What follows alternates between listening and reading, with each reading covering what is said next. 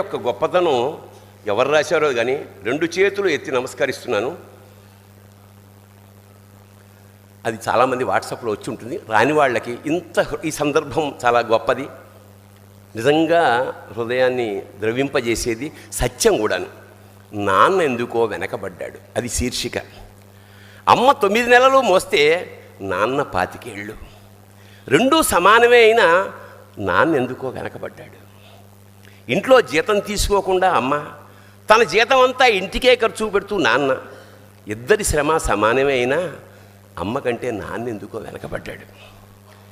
ఏది కావాలి అంటే అది వడ్డీ పెడుతూ అమ్మ, ఏది కావాలంటే అది కొని పెడుతూ నాన్న, ఇద్దరి ప్రేమ సమానమే అయినా అమ్మకు వచ్చిన పేరు ముందు నాన్న ఎందుకో బాగా వెనకబడ్డాడు. ఫోన్లోనూ అమ్మ పేరే, దెబ్బ తగిలినప్పుడు అమ్మ అని పిలవడే, అవసరం వచ్చినప్పుడు తప్ప మిగతా అప్పుడు గుర్తురానందుకు నాన్న ఎప్పుడైనా బాధపడ్డా ఏమో. ఇద్దరూ సమానమే అయినా పిల్లల ప్రేమను పొందడంలో తరతరాలుగా నాన్న ఎందుకో వెనకబడ్డాడు. అమ్మకి మాకు బీరువా నిండా రంగురంగుల చీరలు బట్టలు, నాన్న బట్టలకు దండెం కూడా నిండదు. తనని తాను పట్టించుకోవడం రాని నాన్న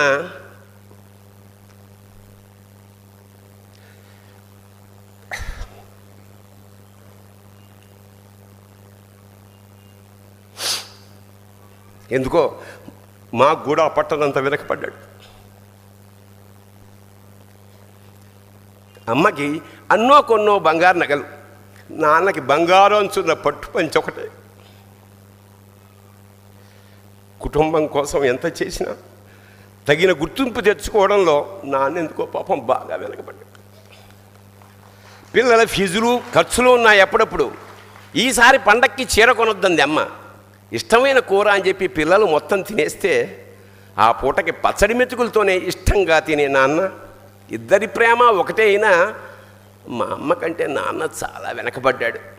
వయసు మళ్ళాక అమ్మ అయితే ఇంట్లోకి పనికొస్తుంది, నాన్న ఎందుకు పనికిరాడని మేము తీర్మానం చేసుకున్నప్పుడు కూడా వెనకబడింది నాన్నే.